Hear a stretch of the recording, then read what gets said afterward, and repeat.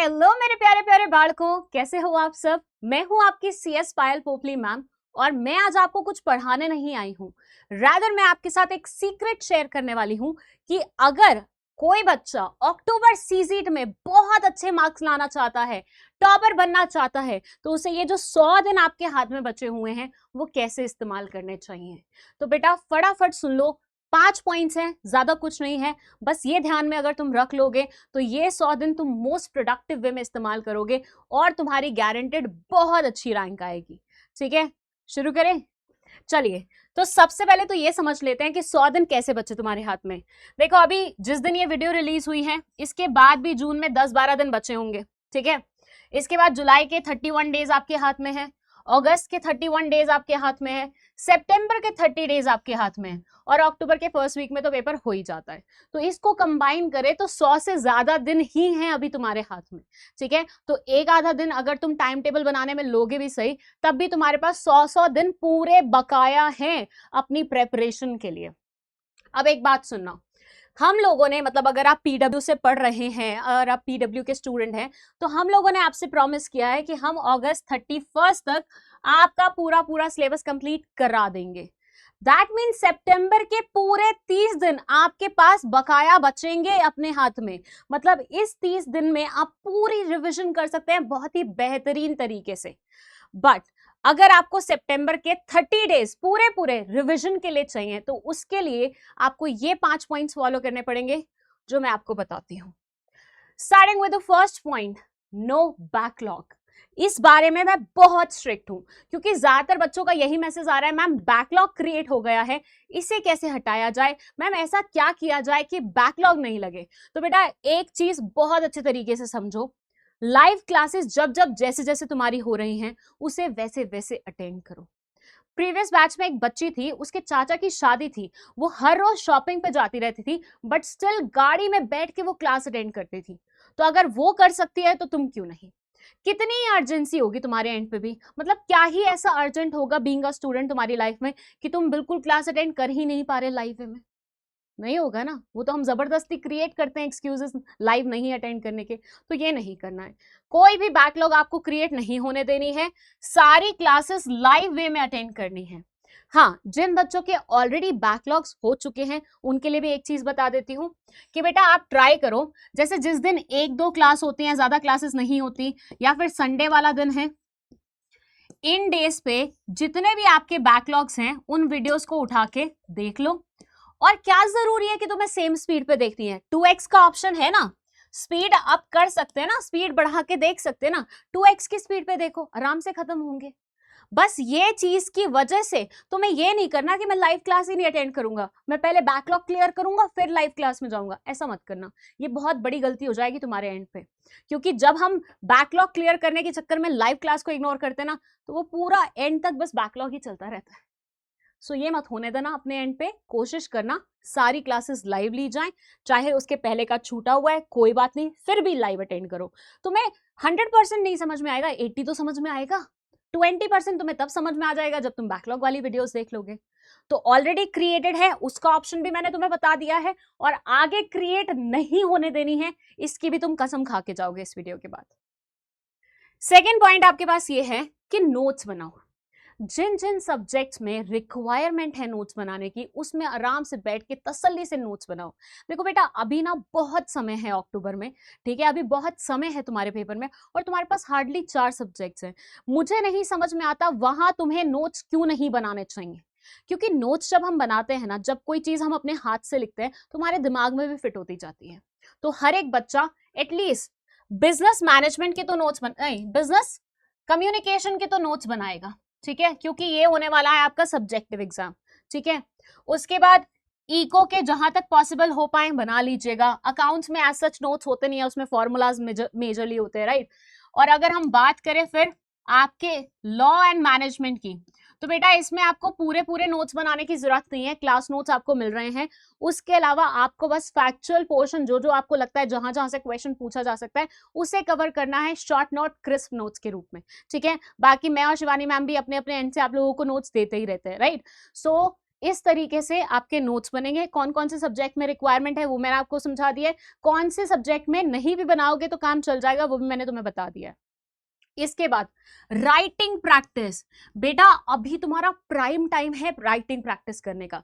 इसके बाद literally I am saying professional तक तुम्हें जीवन में कभी भी राइटिंग प्रैक्टिस करने का समय नहीं मिलेगा। तुम सीजीट क्लियर करोगे, एग्जीक्यूटिव की पढ़ाई शुरू हो जाएगी। 7 पेपर होते हैं उसमें, और 7 को भी अगर सेग्रीगेट करो ना तो पता नहीं कितने पेपर निकल जाते हैं। तो तुम पढ़ोगे या राइटिंग प्रैक्टिस करोगे। और उसके बाद प्रोफेशनल आता है, वो तो एक लेवल और अप होता है। उसके बाद इंटर्नशिप शुरू हो जाएगी, और हो सकता है साथ में इंटर्नशिप शुरू हो जाए, तो राइटिंग प्रैक्टिस छूट ही जाएगा तुम्हारा। तो अभी बिल्कुल एप्ट टाइम है सीजीट से पहले कि इस टाइम को तुम यूटिलाइज करो, और जितने क्वेश्चन हो सकते हैं उतने लिख के देखो। कोई कॉन्सेप्ट पढ़ी है तुमने, रात को बैठ जाओ 10 मिनट, 10 मिनट हार्डली तुम दे दोगे, एक क्वेश्चन लिख लोगे, एक टॉपिक लिख लोगे, वहां से तुम्हारी राइटिंग प्रैक्टिस हो जाएगी।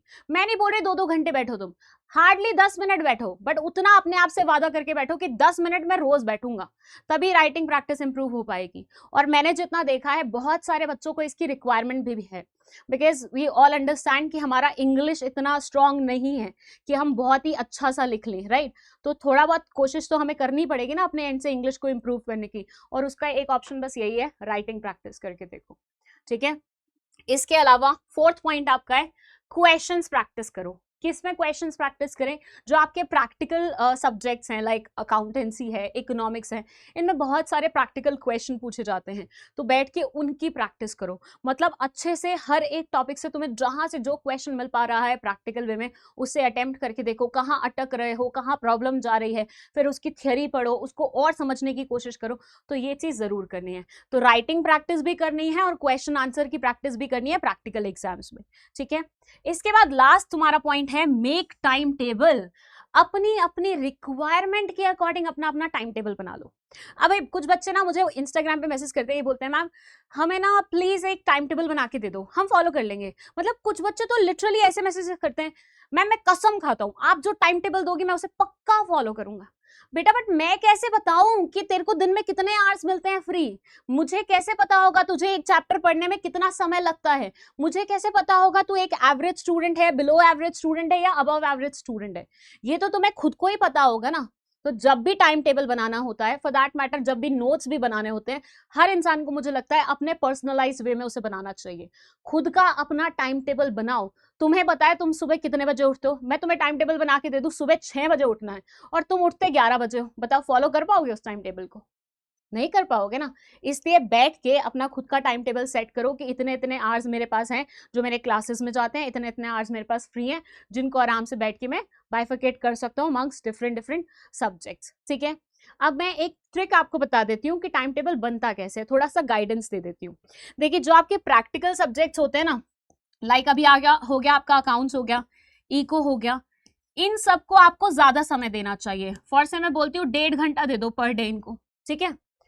वहीं पे आपका लॉ एंड मैनेजमेंट जो है और बिजनेस कम्युनिकेशन है, इसको अगर आप 1-1 घंटा भी दोगे तो भी मोर देन सफिशिएंट है, बिकॉज थ्योरी एग्जाम्स है, ठीक है, थ्योरी वाली पोर्शन है पूरी की पूरी।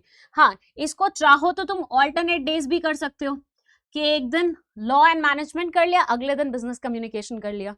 अकाउंट्स और इको को कॉन्स्टेंटली चलाओ, क्योंकि अकाउंट्स भाई देखो प्रैक्टिकल क्वेश्चंस आते हैं, थोड़ा सा हमारा टाइट हो जाता है कभी कभी हाथ अकाउंटेंसी में, तो वो नहीं हो उसके लिए जरूरी है हम एम्पल अमाउंट ऑफ प्रैक्टिस करें।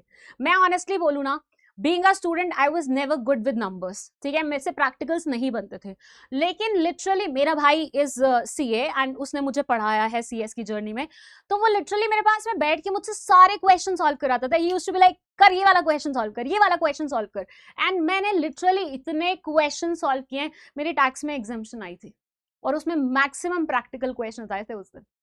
सो भाई अगर प्रैक्टिस करोगे ना तो तुमसे हो जाएगा। अगर तुम सोच रहे हो नहीं हो पाएगा, कुछ भी नहीं हो पाएगा, हम तो प्रैक्टिकल्स में बहुत बुरे हैं, जो मैं अपने आप को बोलती थी उस टाइम पे, बट जब मैंने करके देखा हो गया। जाकिर खान भी बोलता है ना, करके देखिए करने से हो जाता है, तो बस वही करना है आपको। अपना टाइम टेबल बनाओ अपने रिक्वायरमेंट के अकॉर्डिंग। मैंने आपको गाइडेंस दे दिया है कि कैसे आपका टाइम टेबल होना चाहिए। अब आप देख लो कि आपको क्लासेस अटेंड करने के बाद कितना टाइम बचता है और आप कितना कितना उसमें सेग्रीगेट कर सकते हो, 2 घंटे दे सकते हो अकाउंट्स और इको को, या 1.5 घंटा दे सकते हो, या 1 घंटा दे सकते हो, और उससे थोड़ा कम समय तुम इन वाले सब्जेक्ट्स को दे दो, ठीक है। और टाइम टेबल बनाया है ना, तो प्लीज उससे स्टिक्ड रहना। ऐसा नहीं कि आज फॉलो किया है, कल टाटा बाय बाय कर दिया उसको। देखो मैं तुम्हें एक चीज बताती हूँ, 10 दिन तुम टाइम टेबल फॉलो करोगे ना, 11वें दिन तुम्हारा मन नहीं भी होगा ना, तब भी तुम्हें लगेगा यार मेरी 10 दिन की ट्रैक खराब हो जाएगी यार। जैसे वो स्नैपचैट पे स्ट्रीक्स बनाते हो ना, बस वो स्ट्रीक खराब हो जाएगी यार, टूट जाएगी यार, वो नहीं होना चाहिए। तो 11वें दिन तुम जबरदस्ती बैठोगे पढ़ने के लिए, बट वहीं पे तुमने एक ब्रेक ले लिया ना कि यार चल आज छुट्टी मार लेता हूँ, आज नहीं पढ़ता हूँ, तो अगले दिन फिर तुम छुट्टी लोगे, अगले दिन फिर तुम छुट्टी लोगे। तो टाइम टेबल से स्टिक्ड रहना है, बिल्कुल जो बनाया है वैसा ही फॉलो करना है, ठीक है। तो ये 5 पॉइंट्स अच्छे से फॉलो कर लेना, ये 100 दिन तुम्हारे ऐसे मक्खन की तरह निकलेंगे ना, और उसके बाद जब तुम्हारा रिजल्ट आएगा तो वो केक की तरह आएगा बिल्कुल। सो अच्छे से फॉलो करना है इनका, कोई भी दिक्कत जाए हम टीचर्स तो आपके पास हैं ही हैं। उसके अलावा अगर आपको इसके अलावा कोई पॉइंट ऐसा लगता है कि हाँ जो मैंने स्किप कर दिया या जिसके बारे में आप डिस्कशन चाहते हैं, तो वो कमेंट सेक्शन में मेंशन कर दीजिएगा। अब हम ऐसी स्ट्रैटेजी वीडियोस आप लोगों के लिए बनाते ही रहेंगे, तो हम कहीं ना कहीं उसे कवर कर लेंगे, ठीक है।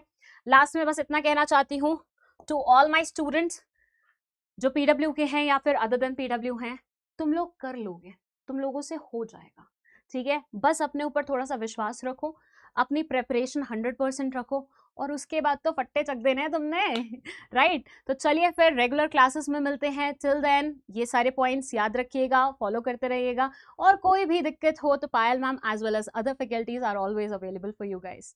चलिए बाय बाय, टाटा।